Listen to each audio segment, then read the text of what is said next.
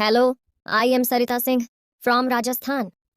इस खनकती आवाज ने राहुल का ध्यान आकर्षित किया तो देखा सामने एक असाधारण सुंदर युवती खड़ी है। क्लासरूम से वह अभी अपने साथियों के साथ टी ब्रेक में बाहर आया था कि उसका परिचय सरिता से हो गया। हेलो, मैं राहुल शर्मा, राजस्थान से ही हूँ। राहुल ने मुस्कुराकर अपना परिचय दिया। सरिता वास्तव में बहुत सुंदर थी। आकर्षक व्यक्तित्व, उम्र लगभग 26-27 की रही होगी। लंबा कद किंतु भरा पूरा शरीर, तीखे नयन नक्श उसकी सुंदरता में और वृद्धि कर रहे थे। टी ब्रेक खत्म होते ही सभी वापस क्लासरूम में पहुंच गए। भारत के एक ऐतिहासिक शहर हैदराबाद में 1 माह के प्रशिक्षण का आज पहला दिन था।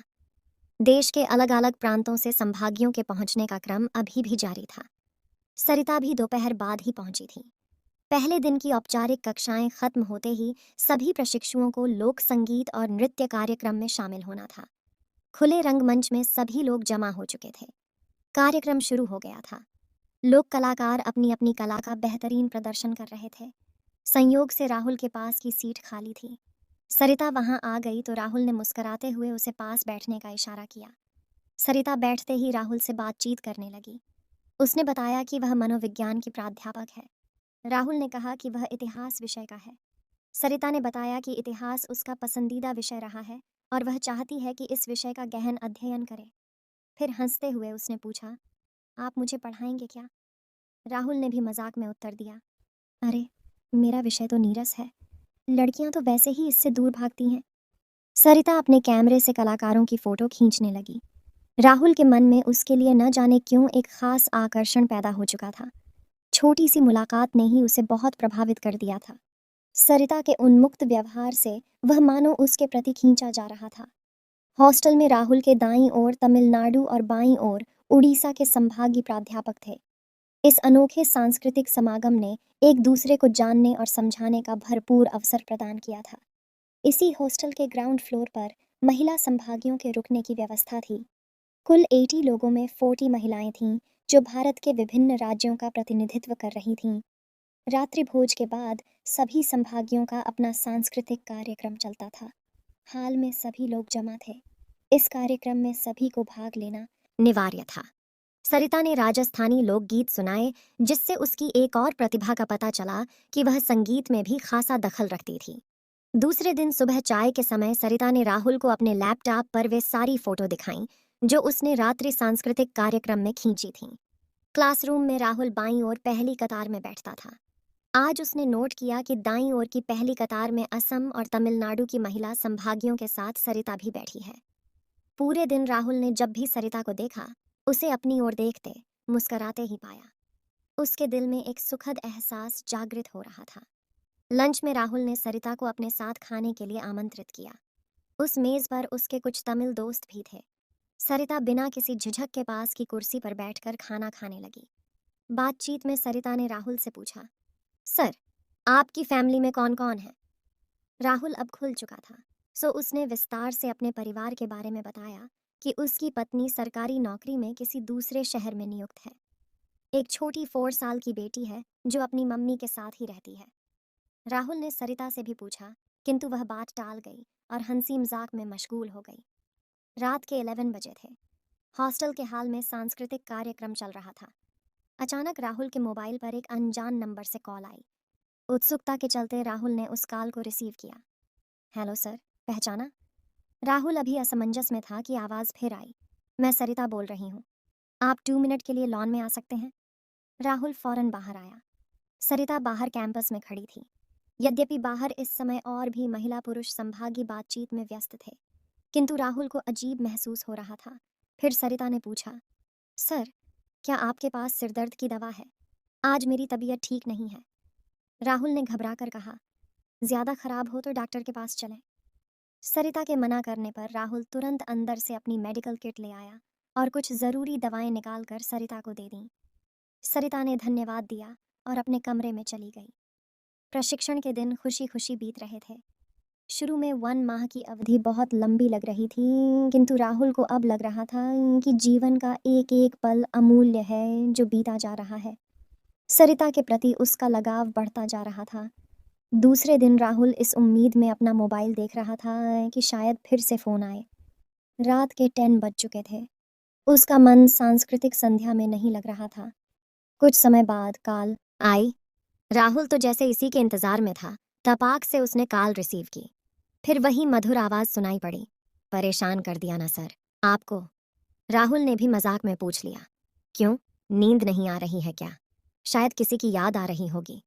सरिता ने खिलखिलाकर हंसते हुए कहा। क्यों मजाक बनाते हो? मुझे आपसे ही बात करनी थी। फिर आगे बात बढ़ाते हुए बोली, मुझे कोई याद नहीं करता। मैं इतनी खास तो नहीं कि कोई। उसने अपना वाक्य अधूरा छोड़ दिया। फिर पूछा, आपने कल वाले प्रोजेक्ट वर्क की क्या तैयारी की है? राहुल उसे प्रोजेक्ट वर्क के बारे में समझाने लगा। फिर उसने सरिता से पूछा कि उसे उसके फ़ोन नंबर कैसे मिले। सरिता ने उसकी जिज्ञासा शांत की और बताया कि रजिस्ट्रेशन रजिस्टर में से मोबाइल नंबर लिए थे। राहुल को बहुत अच्छा लग रहा था कि सरिता उसे इतना महत्व दे रही है, जबकि प्राय सभी पुरुष संभागी उससे बातचीत करने और मेलजोल बढ़ाने के लिए लालायित थे। कुछ दिन बाद आउटिंग का कार्यक्रम था। 2 रातें घने जंगल में औषधीय पौधों के अध्ययन में बितानी थीं। वहां बने रेस्ट हाउस में सबके रहने की व्यवस्था थी। यात्रा में सरिता के हंसी मजाक ने पिकनिक जैसा माहौल बना दिया था। वहां पहुंचते ही फील्ड ऑफिसर ने सभी लोगों को 2 घंटे का समय लंच और थोड़ा आराम करने के लिए दिया, जिसका उपयोग सभी ने उस सुरम्य प्राकृतिक स्थल को और नज़दीक से देखने में किया। राहुल अपना लंच लेकर साथियों के साथ झरने के टॉप पर था कि नीचे उसकी नज़र सरिता पर पड़ी, जो अपनी सहेलियों के साथ खड़ी उसे इशारे से नीचे बुला रही थी। उसका मन तो बहुत था, लेकिन वह अपने दोस्तों में टारगेट बनना नहीं चाहता था। सरिता के आमंत्रण को उसने नज़रअंदाज कर दिया। कुछ समय बाद जब वह मिली तो उसने स्वाभाविक ढंग से शिकायत ज़रूर की। आप आए क्यों नहीं सर? बहुत अच्छा लगता। बेचारा राहुल मन महसूस कर रह गया। विषय बदलने के लिए उसने कहा, आज आपकी राजस्थानी बंधेज की साड़ी बहुत सुंदर लग रही है। सरिता खनकती आवाज में बोली, सिर्फ साड़ी? राहुल ने कहा, नहीं, और भी बहुत कुछ। ये वादियाँ, अमूल्य वनस्पति और आप। सरिता ने मुस्कुराते हुए कहा, सर, आप बातों को इतना घुमा फिराकर क्यों कहते हैं? राहुल क्या कहता? वह मन की बातों को अंदर दबा जाता था। पौधों के बारे में जानकारी दी जा रही थी।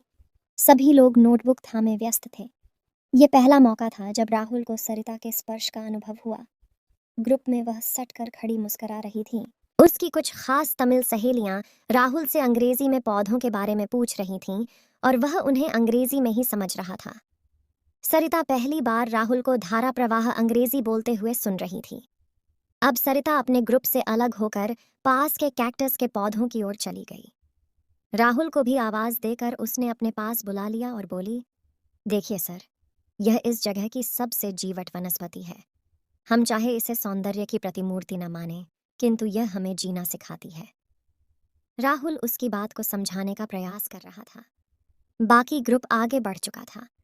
तभी एक फोटोग्राफर ने उन दोनों का फोटो ले लिया। राहुल को लगा शायद फोटोग्राफर उसके दिल की भावनाओं को जानता है। सरिता फिर बोली, आपको ऐसा नहीं लगता कि ये हमें संदेश दे रहे हैं? सबके बीच हमारा अपना अस्तित्व है और हमें उसे खोने का डर नहीं। रेस्ट हाउस में सरिता ने राहुल के सामने प्रस्ताव रखा कि क्यों ना हम आज रात्रि में झरने के किनारे चलें। मैं अपनी कुछ सहेलियों के साथ रात का नज़ारा देखना चाहती हूँ। राहुल तो जैसे पहले से ही अभिभूत था। रात्रि विहार ने राहुल को सरिता के और नज़दीक आने का अवसर दिया। कारण, सरिता ने उसे आज वह सब बताया था जो किसी अनजान पुरुष को बताना संभव नहीं। पहली बार राहुल को लगा, सरिता वैसी बिंदास नहीं है जैसी वह दिखती है। सरिता ने बताया कि 4 साल पहले उसका विवाह हो चुका है। एक 3 साल का बेटा भी है। किंतु जीवन में उसे वह दुखद अनुभव भी झेलना पड़ा है जो एक स्त्री के लिए बहुत दुखद होता है। उसका पति एक बिगड़ा रईस निकला जिसने उसकी कोई इज्जत नहीं की। कानूनन अब तलाक लेकर वह उससे मुक्ति पा चुका था। सरिता ने इस कठोर यथार्थ को स्वीकार किया और जीवन को रो रो कर नहीं बल्कि मुस्कुराकर जीने का फैसला किया। ऐतिहासिक जगहों को घूमने वाले दिन सरिता बस में राहुल के पास वाली सीट पर बैठी थी। राहुल यह सोचकर बहुत खुश था कि आज सरिता पूरे दिन उसके साथ रहने वाली है। वे दोनों अंग्रेजी भाषी ग्रुप में थे, जहां भीड़ कम थी। पूरा दिन मौज मस्ती में बीत गया। राहुल ने पहली बार आज सरिता को एक गिफ्ट दिया, जिसे बहुत मुश्किल से उसने स्वीकार किया। आज सरिता ने बहुत फोटो लिए थे। आखिर टर्निंग खत्म होने का अंतिम दिन आ ही गया। सभी के मन उदास थे। राहुल आज सरिता से बहुत बातें करना चाहता था। तभी रात को सरिता का फोन आ गया। उसने पूछा कि क्या वह एक दिन और नहीं रुक सकता। इधर बहुत सारे पर्यटक स्थल देखने को बचे हैं। राहुल का तो जाने का मन ही नहीं था, इसलिए वह एक दिन और रुकने को तैयार हो गया। दोनों ने खूब बातें की। औपचारिक विदाई समारोह के समय सभी बहुत भावुक हो गए। अनजान लोग इतने करीबी हो चुके थे कि बिछुड़ने का दुख सहन नहीं हो रहा था। ग्रुप फोटो मधुर यादों का हिस्सा बनने जा रहा था। फोटो तो इतने हो चुके थे कि एल्बम ही तैयार हो गया था। भारी मन से गले लगकर सब विदा हुए।